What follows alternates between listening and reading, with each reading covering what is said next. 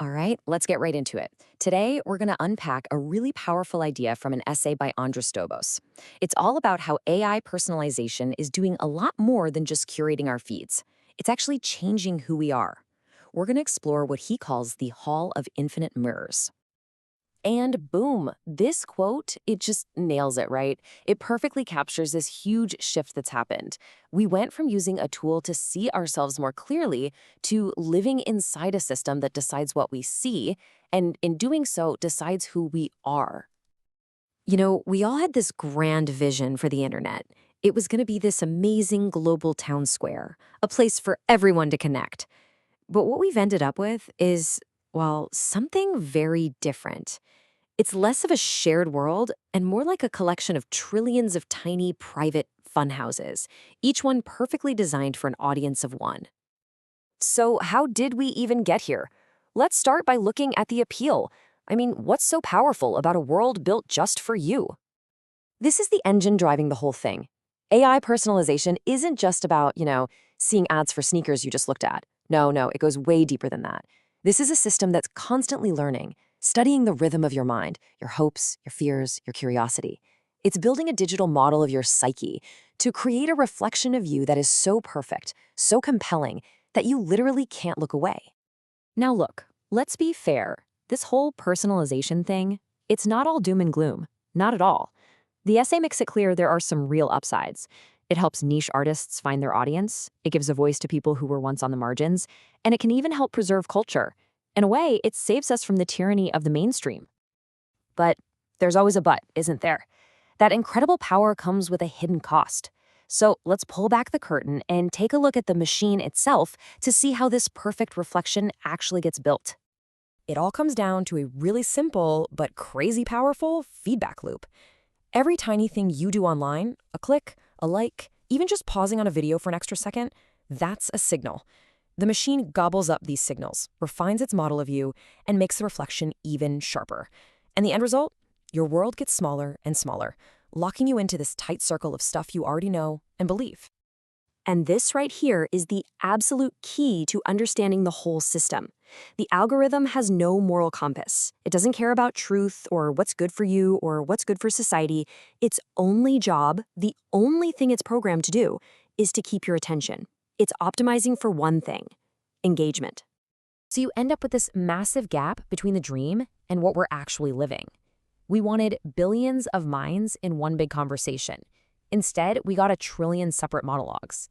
We're all living in our own private little ecosystem, feeling connected, but actually drifting further and further apart. And this is where things start to get a little dark. Because that funhouse, the one that felt so great and so perfectly you, well, over time, it can start to feel a lot more like a cage.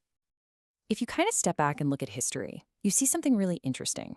Big communication technologies like the printing press or TV, they usually created more shared experiences. They brought people together. Think of the moon landing. But AI personalization, it does the exact opposite. It shatters our shared reality into millions of tiny individual pieces.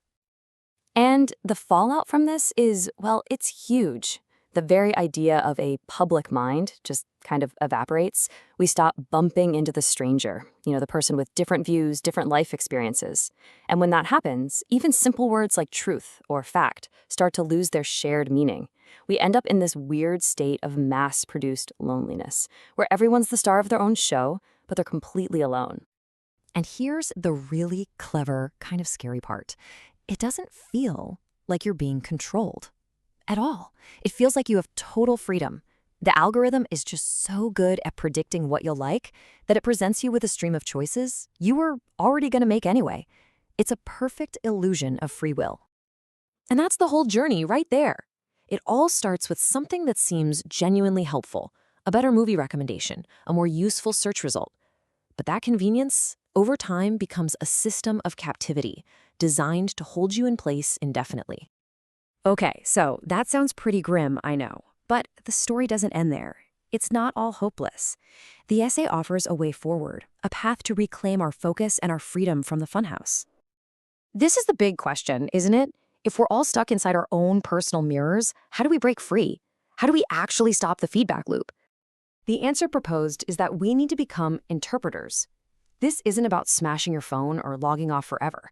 It's about a shift in mindset. It's about making a conscious choice to slow down, to question what you see, and to actively resist the pull of that perfect, easy reflection. So, what does that actually look like in your day-to-day life?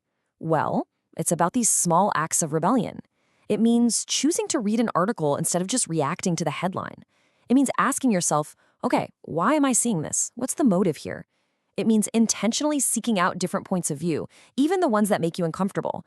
And maybe most importantly, it's about pausing. And just before you click, just before you react, you whisper to the mirror, this is not all that I am. So in the end, we don't need to go back in time or destroy the tech. We just need to get wiser. We need to learn how to use these incredible tools without letting them use us. We need to learn to look at the reflection and then see the vast, messy, beautiful world that lies beyond it. And I'm going to leave you with this last thought because it really brings it all home. The goal here isn't to get everyone to think the same thing. It's to rebuild a world where we can at least stand on the same ground. A world where we can argue and debate and disagree, but we do it together in a single shared reality. And that right there, that's the real challenge and maybe the real hope in learning to see beyond the Hall of Mirrors.